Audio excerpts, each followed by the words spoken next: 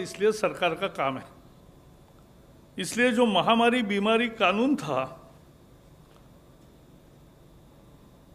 Epidemic diseases act 1897, बहुत पुराना कानून है। उस कानून के तहत 123 साल पहले वाला कानून है। उस कानून के तहत उसमें बदलाव करके यह अध्यादेश लागू करने का निर्णय आज मंत्रिमंडल ने किया है। अब यह होगा कि इस तरह का अपराध ये कॉग्निजेबल भी होगा और नॉन बेलेबल होगा। ये संज्ञान भी लिया जाएगा, संज्ञान योग्य भी होगा और जमानत न मिलने वाला होगा। 30 दिन में इसकी इन्वेस्टिगेशन पूरी होगी।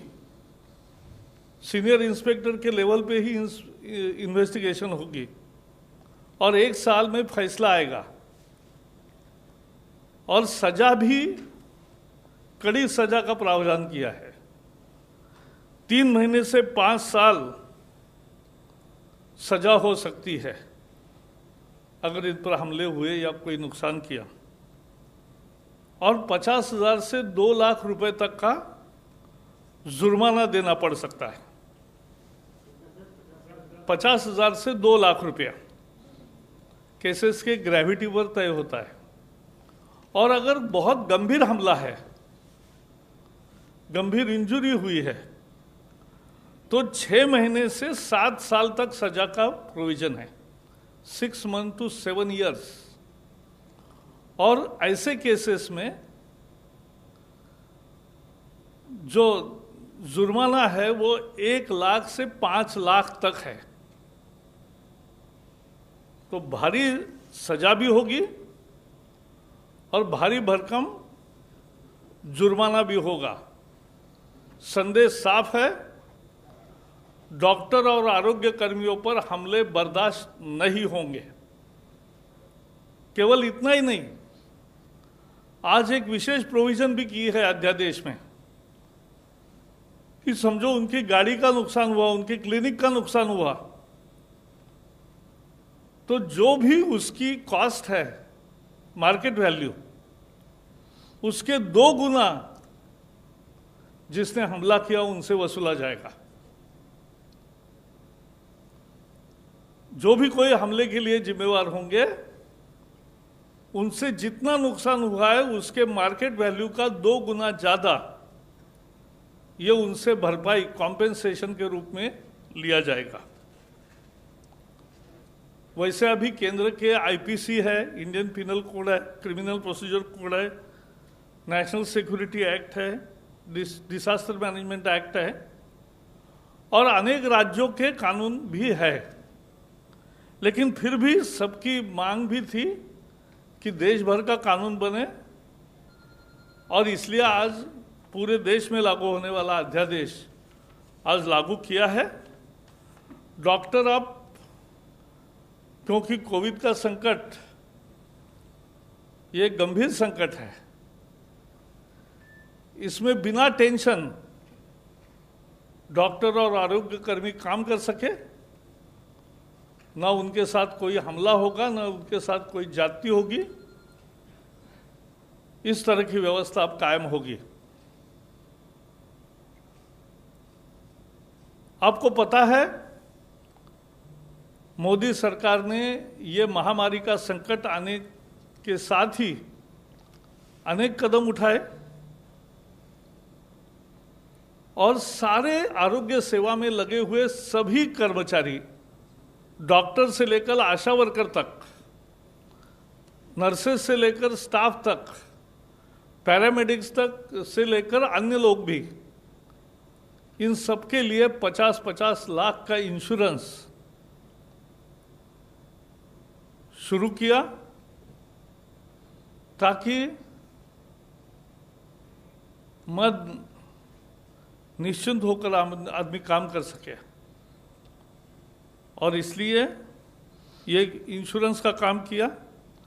दूसरा एक बड़ा फैसला लिया कि आयुष्मान योजना के लाभार्थी, अभी समझो किसी को कोविड है तो वो कोविड हॉस्पिटल में जाते हैं, वो एम्पैनल्ड हॉस्पिटल के सूची में नहीं है, लेकिन फिर भी उसको ट्रीटमेंट भी मिलेगी और उसका खर्चा भी मिलेगा, उसको पैसे नहीं देने पड़ेंगे। आयुष्मान भारत के जो योजना के जो पीएम जय योजना के जो 50 करोड़ से ज़्यादा लोग लाभार्थी है, वो अगर दूसरी बीमारी कोविड नहीं है, नॉन कोविड बीमारी और नॉन पैनल्ड हॉस्पिटल में अगर अभी जाएंगे तो सरकारी अस्पताल के सर्टिफिकेट से उनका भी ट्रीटमेंट होगा और उसका पैसा नहीं लिया जाएगा। आपको मालूम है इस देश में कोविड हॉस्पिटल नहीं था। कोविड हॉस्पिटल क्यों? दुनिया में नहीं था, अपने ही देश में क्यों? और अब अपने जो हॉस्पिटल्स थे और ये नए कोविड हॉस्पिटल बने 723, इसमें अब 1,86,000 लगभग 2 लाख बेड्स आइसोलेशन के तैयार हो गए हैं। 24,000 आईसीयू बेड्स है और 12,190 वेंटिलेटर्स है।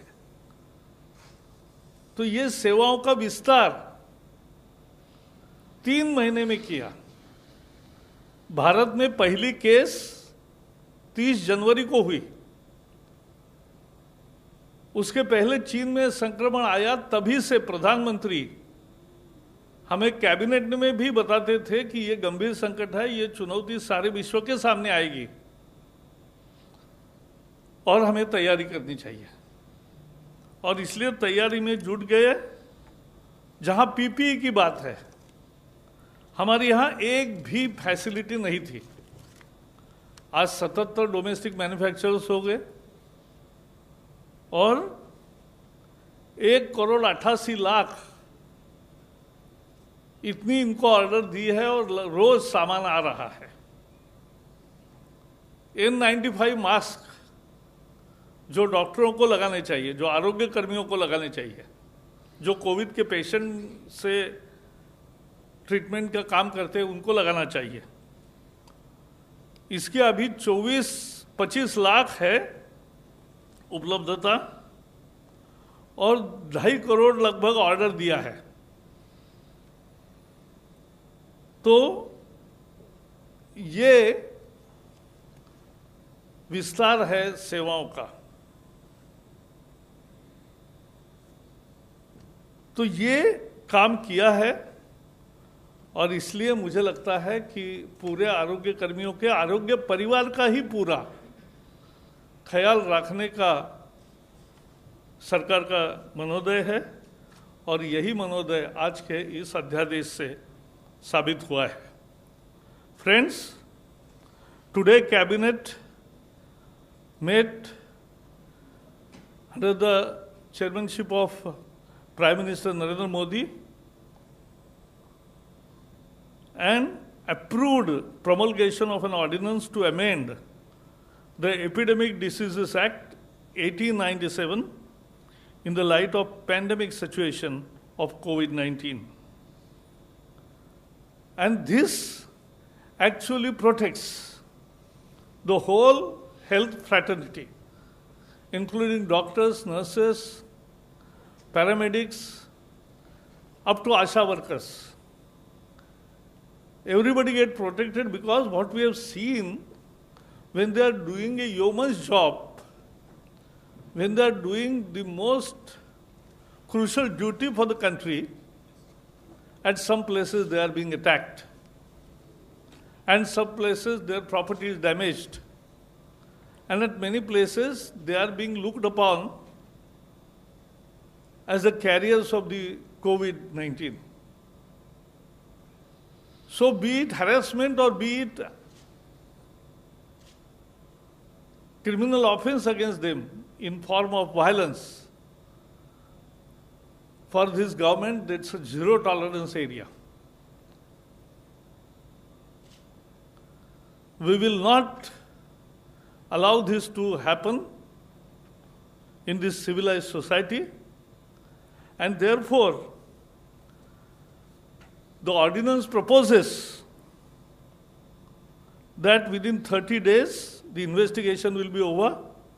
Within 1 year the decision of the case will be, the final decision will come, and the punishment ranges from 3 months to 5 years and fine from 50,000 rupees to 2 lakh rupees. And in severe cases, where serious injuries, grievous injuries have taken place, the punishment starts from 6 months to 7 years, and fines start from 1 lakh rupees to 5 lakh rupees. Today, in the morning, Home Minister Amit Shah and Dr. Harshvardhan, the Health Minister, they had video conference with all medical fraternity representatives. And they promised that here is the government which will protect them and which appreciates and salutes their human services for the country. आज अमित शाह जी और हर्षवर्धन जी आरोग्य मंत्री, स्वास्थ्य मंत्री, उन्होंने आज ये जो वैद्यकीय परिवार के प्रतिनिधि है उनके साथ, स्वास्थ्य परिवार के सभी प्रतिनिधियों के साथ एक वीडियो कॉन्फ्रेंसिंग की। देश भर के अनेक लोगों से बातचीत हुई और उसमें आश्वस्त किया गया कि आपका ध्यान सरकार रखेगी और आप पर कोई हिंसा या कोई अपमान का प्रसंग नहीं आएगा, कोई हैरेसमेंट नहीं होगा। और इसलिए अभी केंद्रीय कानून भी है, NSA, disaster management act, IPC, CrPC, फिर भी ये अध्यादेश लाने का फैसला किया। And today, as you know, for last 3 months, government is super active on the front of providing best services, and already all the health fraternity has been provided with 50 lakh rupees insurance per head. The difficulties in Ayushman treatment in unimpaneled hospital are also already removed. COVID hospital, which was 0, is now 700 plus. Isolation bed nearly 2 lakh. Ventilators nearly 15,000. PPEs and N95 mask, which was not produced in our country for 70 years, now are produced in our country, make in India. And that is also happening. And ventilators. Friends, there was another decision to increase the subsidy on phosphatic and potassic fertilizers for year 2021. Now, this year, government will incur expenditure in form of subsidy is 22,186 crores. So that's another decision. And phosphatic. There will be The subsidy, which is a regular scheme, this year it will be more than last year, and 22,000 crore, 22,186 crores will be. how much is the increase, sir? Increase is nearly 5 to 7%. And more importantly, this is, as you know, there were post-facto sanction of 15,000 crore package, a special package for fighting COVID, and promulgation of Indian Medical Council, Central Council, and Homeopathic Central Council ordinances. So these are the issues today. Thank you very much. Thank you, sir. Economic package, as and when designed, will come to you straightly, separately. So we can take some questions if any. Otherwise, okay, Prashant, 35. 35. दो सवाल है sir. पहला सवाल ये कि एक तो cabinet से नहीं जुड़ा है सर, चाइनीज़ किट्स की में बड़ी खामी पाई गई है। क्या आप लोग को लगता है कि जो किट्स आई थी वो ठीक नहीं थी और इसलिए उसमें इतनी खामियां पाई गई हैं? कई स्टेट्स में उस पर उसकी जांच भी रोक दी गई है। दूसरा सवाल जो ये सर डॉक्टरों के लिए आया है सर, क्या ये हमेशा के लिए, क्योंकि ये टेम्प्ररी मेज़र है केवल कोरोना के समय के लिए, या हमेशा के लिए उन पर जब भी हमला होगा तो ये कानून रहेगा? नहीं, पहले तो ये बात है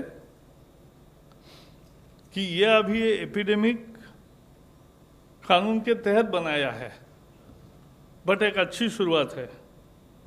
और दूसरा है, जहाँ तक आईसीएमआर ने बताया है कि ऐसा नहीं कि जो किट्स आए हैं उसका काम ही केवल इतना है, उसका काम ही इतना है। हाँ, ICMR has prepared the protocol for using rapid antibody test to all states. सभी राज्यों को ICMR ने कैसे रैपिड एंटीबॉडी टेस्ट का उपयोग करे यह बताया है। यह टेस्ट नहीं है, टेस्ट कोविड है कि नहीं यह तय करने वाली टेस्ट अलग है। वो RT-PCR बोलते हैं उसको। RT-PCR is the test to decide whether somebody is having corona infection or not. That is different, वो अलग है। और ये जो रैपिड एंटीबॉडी टेस्ट है, ये सर्वाइलेंस का टूल है एक तरह से, एक हथियार है। लोगों की पहले ही एक बार शिनाख्त हो जाए, और दुनिया भर में ऐसा ही उसका उपयोग होता है। और ये देखते हैं कि किसी के शरीर में एंटीबॉडीज तैयार हुए हैं क्या, ये देखते हैं। ये उसका एक लिमिटेड काम है। तो यही लोगों को लगा कि एक खेप में कोई गड़बड़ हुआ या ऐसा मुद्दा नहीं है। ये मुद्दा एंटीबॉडी टेस्ट का उद्देश्य अलग है, वो कोविड तय करने का टेस्ट नहीं है। Mister Ravinder Kumar, please use mic. जमाने के जो कानून था 1897 उसमें जो बदलाव किया गया अध्यादेश द्वारा, क्या उस कानून में डॉक्टरों या नर्सों के ऊपर पहले किसी तरह के हमले में कोई सजा का प्रावधान था, या नया प्रावधान है, पहली बार लाया गया? Good question. तो अध्यादेश आने के बाद आपको भी पता चलेगा। ओके, ये 261 सर, जो आपने बताया ICMR वाला उसी से जुड़ा हुआ है कि ICMR ने रैपिड टेस्ट पर रोक लगा दी थी, तो अभी स्टेटस क्या है कि अभी क्या जांच के लिए बोल दिया है कि अभी रोक बरकरार है? हाँ, अच्छा होगा। एक नई व्यवस्था के तहत आज दोपहर 4 बजे हेल्थ मिनिस्ट्री का नहीं है, वही तो मैं बता रहा हूँ वही मैं बता रहा हूँ कि आज नहीं है। अब व्यवस्था ऐसी होगी कि सोमवार, मंगलवार, गुरुवार, शुक्रवार 4 दिन उनकी प्रेस कॉन्फ्रेंस रहेगी, और बुधवार को कैबिनेट का ब्रीफिंग होगा, और शनिवार रविवार को प्रेस रिलीज आएंगे ही। तो आज भी ICMR का प्रेस रिलीज है, आपको मिलेगा। सर 110। प्रकाश जी, मैं मनीष झा हूँ TV9 से। चूंकि कैबिनेट ने आज हेल्थ को लेकर ही फैसला दिया, तो क्या इस बात पे भी चर्चा हुई? बहुत सारे हॉस्पिटल्स में लगातार पेशेंट कह रहे हैं कि हमें सर्जरी करानी है, हम करा नहीं पा रहे हैं। अलग अलग स्टेट गवर्नमेंट में बहुत कन्फ्यूजन है। कोई कह रहा है कि कोविड टेस्ट अनिवार्य नहीं है, कोई कह रहा है कोविड टेस्ट हो सकता है, एम्स की भी OPD बंद है। ऐसा है, एक महामारी जब आती है, पूरे विश्व में अनेक देशों में क्या स्थिति बनी है वो हम देख रहे हैं। भारत की स्थिति तुलना में ठीक है, लेकिन हमारा उद्देश्य तो जीरो होने तक का है, और इसलिए शुरू में लोगों को कंफ्यूजन्स हुए, लेकिन रोज 24 आवर्स काम चलता है इस सरकार में, और इसलिए कैबिनेट सेक्रेटरी की सभी चीफ सेक्रेटरीज के साथ रोज वीडियो कॉन्फ्रेंसिंग होती है, और उसमें उनको जो भी किसी की दिक्कत होगी या कोई सवाल भी होंगे उनके सारे उत्तर मिलते हैं। तो अभी मुझे लगता है कंफ्यूजन की स्थिति नहीं है। 55। सर, नीरज हूँ न्यूज़ 18 इंडिया से। जी। चीन ने कहा है कि वो भारत की जो भी शिकायतें रहेंगी उसको देखेगा। चीनी दूतावास का बयान है उनकी प्रवक्ता की तरफ से। क्या चीनी दूतावास के प्रवक्ता का बयान है, क्या भारत की तरफ से जिन किट्स में समस्याएं आई हैं उसको लेकर चीन से संपर्क किया गया है दूतावास के माध्यम से? ऐसा है, आप ऐसे सवाल पूछ रहे हैं जो कल के आपके प्रेस कॉन्फ्रेंस में उत्तर मिलेगा, या विदेश मंत्रालय उसके बारे में बता सकता है? मैं अपने आज जो ICMR का प्रेस स्टेटमेंट है, रिलीज है, जो आपको देना है, उसके बारे में मैंने बताया। Mister Sunil Prabhu. Sunil. Sir, just you know about because government employees, you all have already taken a pay cut of 30%. We were told that a proposal was given. Is it being kept under wrap, or is it been cleared in the cabinet for the 4% withhold of the DNS allowance? And is this only the areas will be paid later when India improves its financial position, or what is the decision on that? हम